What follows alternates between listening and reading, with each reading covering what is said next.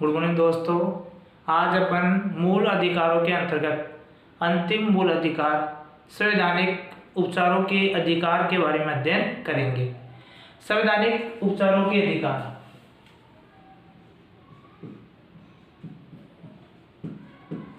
संवैधानिक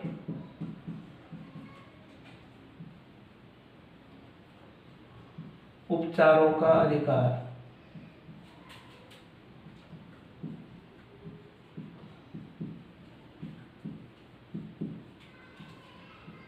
इसका उल्लेख अनुच्छेद 32 में किया गया है। अनुच्छेद 32 में संवैधानिक उपचारों के अधिकार के बारे में बताया गया है। मूल अधिकारों को संरक्षण प्रदान करने के लिए, उनकी सुरक्षा प्रदान करने के लिए, उनको मौलिक बनाने के लिए मूल अधिकारों के अंदर ही एक मूल अधिकार दिया गया है, संवैधानिक उपचारों का अधिकार। इसके अंतर्गत मूल अधिकारों को सुरक्षा प्रदान की जाती है। इसकी महत्ता को देखते हुए विद्वानों ने इसे मूल अधिकारों का सुरक्षा कवच कहा है।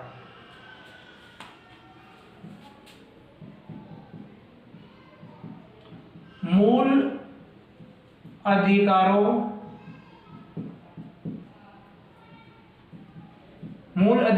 को सुरक्षा प्रदान करने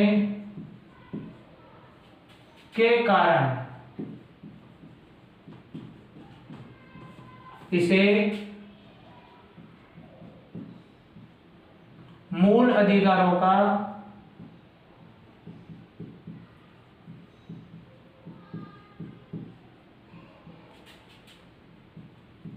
सुरक्षा कवच कहा जाता है।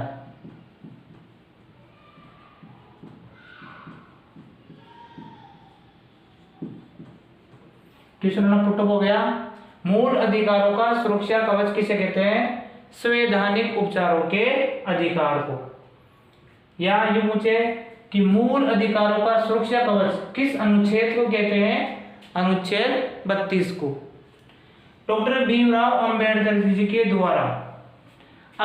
जी के द्वारा अनुच्छेद 32 की महत्ता को देखते हुए इसे संविधान की आत्मा, संविधान की दीवार की संज्ञा दी है। जबकि पूर्व न्यायाधीश गजेंद्र गडकर के द्वारा इसे प्रजातांत्रिक भवन की आधारशिला कहा गया है। अंबेडकर जी के द्वारा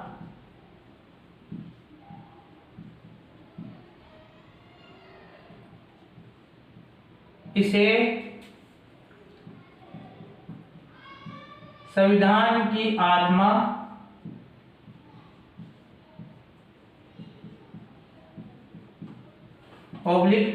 संविधान का हृदय, संविधान की दीवार कही जाती है। अंबेडकर जी ने अनुच्छेद 32 की महत्ता को देखते हुए इसे संविधान की आत्मा, हृदय, दीवार कहा है। पर पूर्व न्यायाधीश गजेंद्र गडकर जी ने अनुच्छेद 32 की महत्ता को देखते हुए इसे प्रजातांत्रिक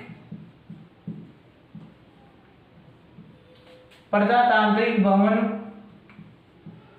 की आधारशिला कहा है।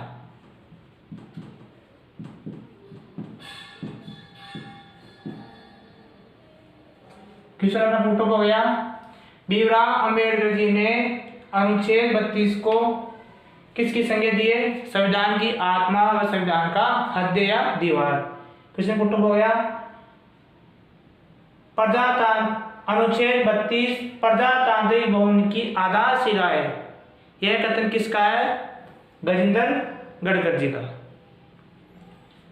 संवैधानिक उपचारों के अधिकारों के अंतर्गत सर्वोच्च न्यायालय व उच्च न्यायालय संवैधानिक उपचारों के अंतर्गत किसी व्यक्ति या राज्य के द्वारा अधिकारों का हनन किया जाता है या हनन होता है तो सर्वोच्च न्यायालय व उच्च न्यायालय के द्वारा रिट जारी की जाती है।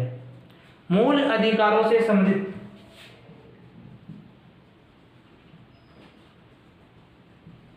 मूल अधिकारों के हनन होने पर मूल अधिकारों के हनन होने पर रिट सर्वोच्च न्यायालय व उच्च न्यायालय के द्वारा जारी की जाती है। क्वेश्चन पुट हो गया कि मूल अधिकारों के हनन होने पर रिट कौन जारी करता है? सर्वोच्च न्यायालय व उच्च न्यायालय। संवैधानिक उपचारों के अंतर्गत सुप्रीम कोर्ट व हाई कोर्ट के द्वारा निम्न प्रकार की रिट जारी की जाती है। इसमें नंबर फर्स्ट है बंदी प्रत्यक्षीकरण।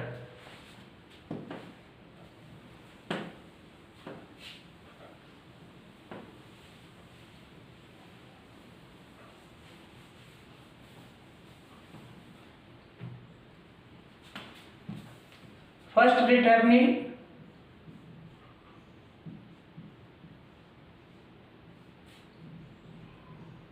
बंदी प्रत्यक्षीकरण।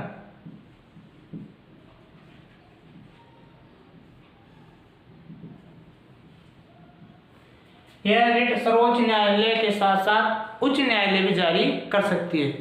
इस रिट के द्वारा न्यायालय के द्वारा यह क्वेश्चन किया जाता है कि गिरफ्तार किए गए व्यक्ति को किस आधार पर आपने गिरफ्तार किया है। अर्थात किसी भी व्यक्ति को 24 घंटे के अंदर गिरफ्तार किए गए व्यक्ति को 24 घंटे के अंदर न्यायालय के समक्ष प्रस्तुत करना होता है, जिसे बंदी प्रत्यक्षीकरण कहा जाता है।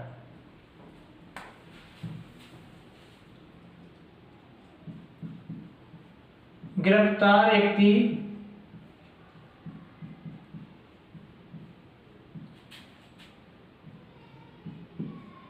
व्यक्ति को न्यायालय के समक्ष प्रस्तुत करना।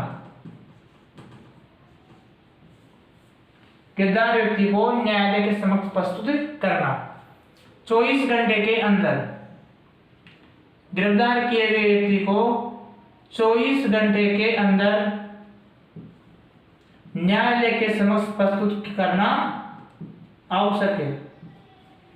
वापस देखो, न्यायपालिका के द्वारा यह बंदी प्रत्यक्षीकरण रिट जारी की जाती है, जिसका आधार है कि व्यक्ति को 24 घंटे के अंदर या समक्ष न्यायालय के समक्ष प्रस्तुत करना। गिरफ्तार किए गए व्यक्ति को 24 घंटे के अंदर न्यायालय के समक्ष प्रस्तुत करना व उसका आधार बताना कि किस आधार पर इसे गिरफ्तार किया गया है। उस रिट को बंदी प्रत्यक्षीकरण कहते हैं। नेक्स्ट देखो, परमादेश।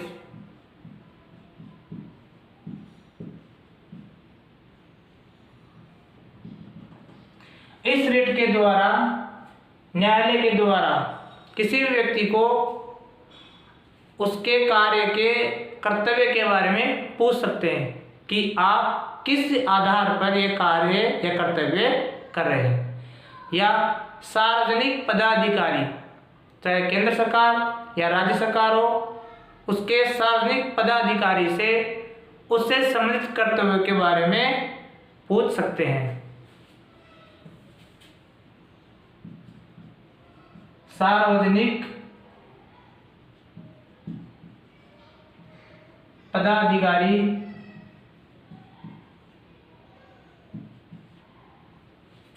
से संबंधित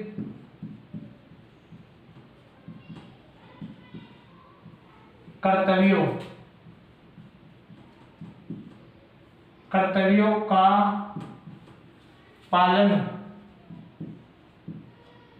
कराने का आदेश परमादेश कहलाता है।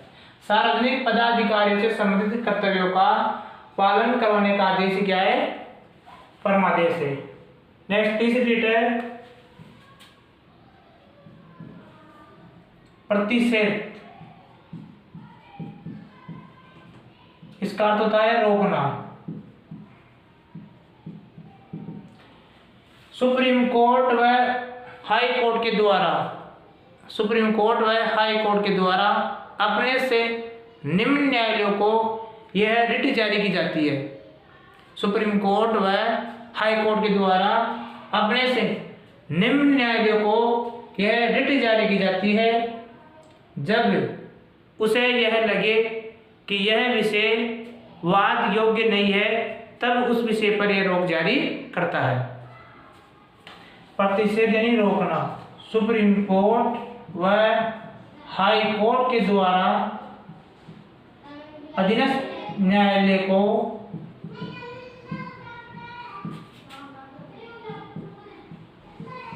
किसी भी विषय पर, किसी भी विषय पर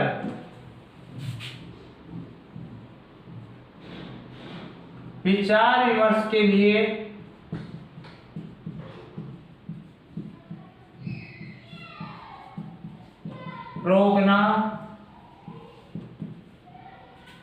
रोकना ही प्रतिषेध रिट कहलाती है। अब इस देखो, प्रतिषेध यानी रोकना। सुप्रीम कोर्ट व हाई कोर्ट के द्वारा अपने अधीनस्थ न्यायालयों को यह आदेश या रिट जारी की जाती है जब उनको यह लगे कि इस विषय पर इनको विचार विमर्श नहीं करना चाहिए, तब यह रिट जारी की जाती है। नेक्स्ट देखो,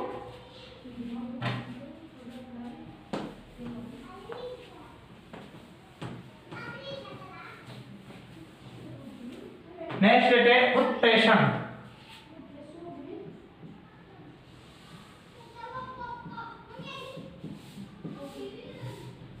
उत्प्रेषण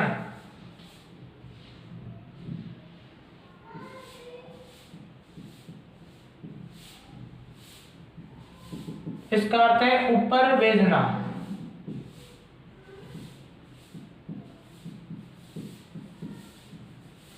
सुप्रीम कोर्ट व हाई कोर्ट के द्वारा यह वाद रिट भी अधीनस्थ न्यायालयों को जारी की जाती है जब सुप्रीम कोर्ट व हाई कोर्ट को यह लगे कि इस विषय पर इनको विचार विमर्श नहीं करना चाहिए, ये हमारे अधीन है, ये हमको इन पर विचार विमर्श करना चाहिए, तब यह इस रिट के माध्यम से उस विषय को या उस वाद को अपने पास मंगाते हैं।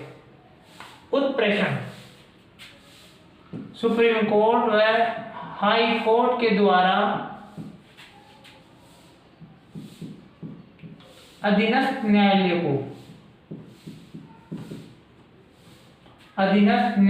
को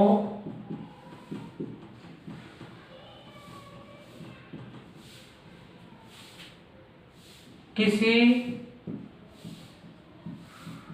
विषय या वाद को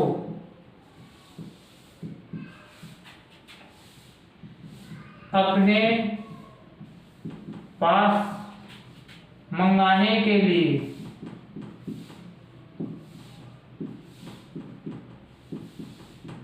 यह रिट जारी की जाती है।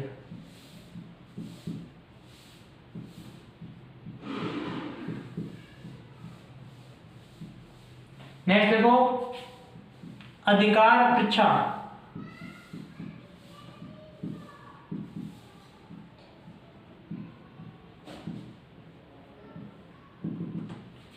न्यायपालिका के द्वारा किसी भी सार्वजनिक पदाधिकारी से यह उनके पद से जुड़े हुए अधिकार के बारे में पूछ सकता है कि आप किस अधिकारों से यह पद धारण कर रहे हो, किस अधिकारों से आप ये कार्य कर रहे हो। इसके अंतर्गत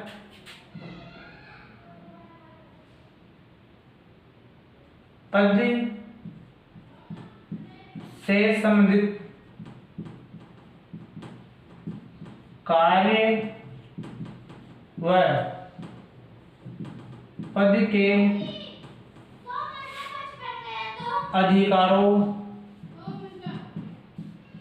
अधिकारों के बारे में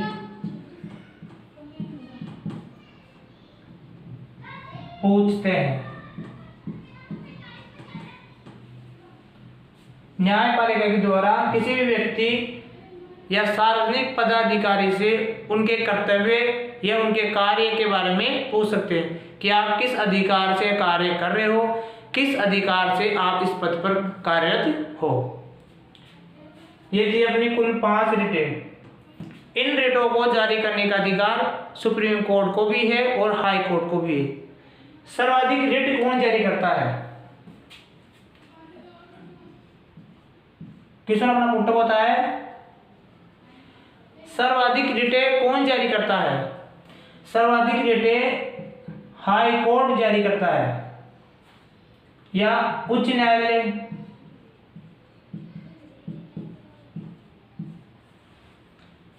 सर्वाधिक रिटें हाई कोर्ट या उच्च न्यायालय जारी करता है, क्योंकि वह मूल अधिकारों के साथ साथ अन्य बात पर भी रिट जारी करता है। लेकिन सर्वोच्च न्यायालय केवल मूल अधिकारों पर ही रिट जारी करता है। इन मूल अधिकारों में परिवर्तन कौन कर सकता है? निलंबन कौन करेगा? संशोधन कौन करता है? मूल अधिकारों से संबंधित 3 शब्द जुड़ गए।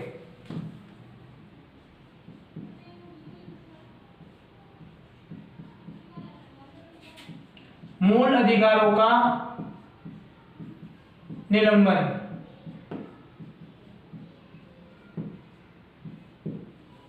मूल अधिकारों में संशोधन, नेक्स्ट है मूल अधिकारों में परिवर्तन। मूल अधिकारों में निलंबन करने की शक्ति किसके पास प्राप्त है? राष्ट्रपति को। यानी कि मूल अधिकारों को निलंबन कौन करेगा? राष्ट्रपति करेगा। जबकि मूल अधिकारों में संशोधन कौन करता है? मूल अधिकारों में संशोधन संसद करता है। और मूल अधिकारों में परिवर्तन कौन करेगा? मूल अधिकारों में परिवर्तन न्यायपालिका करेगी। अब न्यायपालिका के अंतर्गत सुप्रीम कोर्ट भी आ गया और हाई कोर्ट भी आ गया। क्वेश्चन पुट हो गया, मूल अधिकारों को निलंबन करने की शक्ति किसे प्राप्त है? राष्ट्रपति को। मूल अधिकारों में संशोधन करने की शक्ति किसको प्राप्त है? संसद को। और मूल अधिकारों में परिवर्तन करने की शक्ति किसको प्राप्त है? न्यायपालिका को। ये थे अपने प्रमुख मूल अधिकार। मूल अधिकारों के अंतर्गत अपन ने फर्स्ट पढ़ा समानता का अधिकार, अनुच्छेद 14 से लेकर 18 तक। सेकंड स्वतंत्रता का अधिकार 19 से लेकर 22 तक। थर्ड शोषण के विरुद्ध अधिकार 23 व 24। नेक्स्ट धार्मिक स्वतंत्रता का अधिकार 25 से लेकर 28 तक।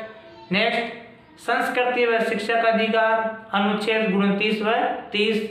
फिर नेक्स्ट अपना था संवैधानिक उपचारों का अधिकार अनुच्छेद 32। अनुच्छेद 30 44वें संविधान संशोधन 1978 के द्वारा संपत्ति के अधिकार अनुच्छेद 31 को हटाकर 300 क के अंतर्गत उसे कानूनी अधिकार घोषित कर दिया। यह अपन ने मूल अधिकारों के अंदर महत्वपूर्ण टॉपिक पढ़ लिए। कल अपन इनसे संबंधित प्रश्नोत्तरी के अंतर्गत क्वेश्चन सॉल्व करेंगे।